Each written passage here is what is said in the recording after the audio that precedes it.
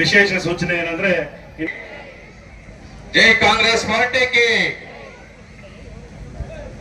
ದೀರ್ಘ ಸುಮಂಗಳಿ ಒಂದು ವಿನೂತನ ಕಾರ್ಯಕ್ರಮಕ್ಕೆ ಆಗಮಿಸುತ್ತಿರುವ ಯಬಣಿ ಮತ್ತು ಮುಷ್ಟೂರು ಗ್ರಾಮ ಪಂಚಾಯತಿಗಳಿಗೆ ಎಲ್ಲ ಕಾರ್ಯಕ್ರಮದ ಎಲ್ಲರಿಗೂ ನಮಸ್ಕಾರಗಳನ್ನು ತಿಳಿಸ್ತಾ ಈ ಒಂದು ವೇದಿಕೆಯಲ್ಲಿ ನಿಮ್ಮೆಲ್ಲರ ನೆಚ್ಚಿನ ನಾಯಕರು ದಿವಂಗತ ನೀಲಕಂಠೇಗೌಡನ ಸ್ಮರಣೆ ಮಾಡ್ತಾ ಏನು ಈ ಒಂದು ದೀರ್ಘ ಸುಮಂಗಳಿ ಕಾರ್ಯಕ್ರಮ ಏನು ಈ ಕಾರ್ಯಕ್ರಮದ ಮುಖ್ಯ ಉದ್ದೇಶ ಏನು, ಯಾಕೆ ಈ ಕಾರ್ಯಕ್ರಮವನ್ನ ಮಾಡಬೇಕು ಅಂತ.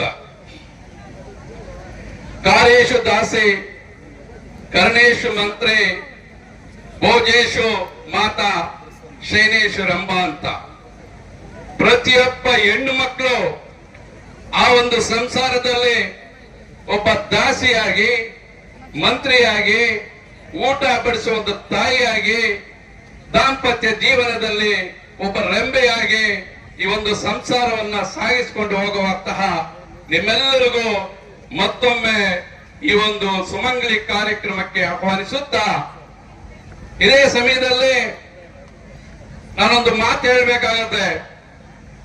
1971ರಲ್ಲಿ ಮಾತಕ್ಕೆ ಮಿಂಚಿದ್ರೆ ಹಳ್ಳಿಗಳಲ್ಲಿ ಏమంటారు అంటే నువ్వు ఇందిరా గాంధీ నమ్మ ఏమిటికి ఆ తల్లి పేరు చెప్తారంದ್ರೆ ಏನಕ್ಕೆ ಹೇಳ್ತಾರಂದ್ರೆ 1971 ಡಿಸೆಂಬರ್ 30ರಲ್ಲಿ ನಮ್ಮ ದೇಶದ ಮೇಲೆ ಒಂದು ಯುದ್ಧ ಆಗತ್ತೆ.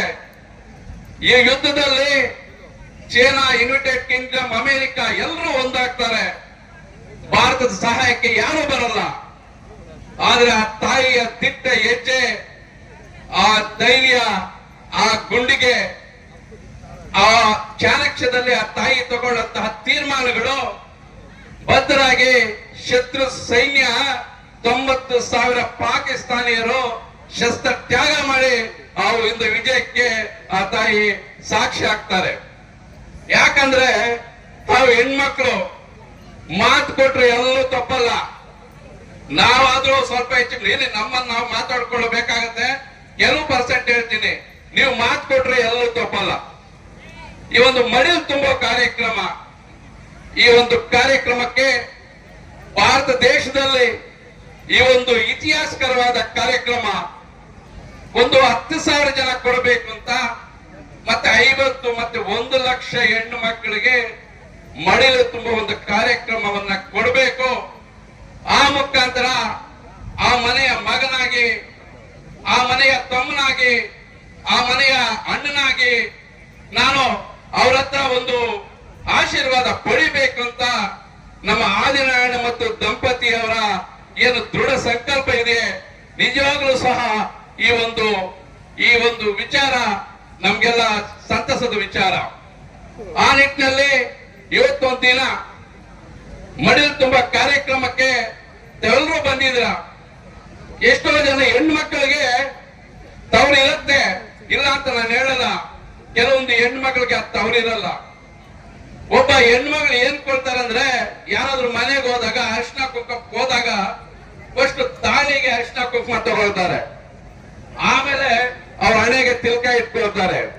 ಆ ತಾಯಿ ಬೇಡೋದಿಷ್ಟೇ, ನಾನು ಇರೋವರೆಗೂ, ಜೀವನದಲ್ಲಿ ಇರೋವರೆಗೂ ಇರಬೇಕು, ಮುತ್ತೈದೆ ಸಾವು ನನಗೆ ಬೇಕು ಅಂತ ಆ ಹೆಣ್ಮಕ್ಳು ಕೇಳ್ಕೊಳ್ತಾರೆ.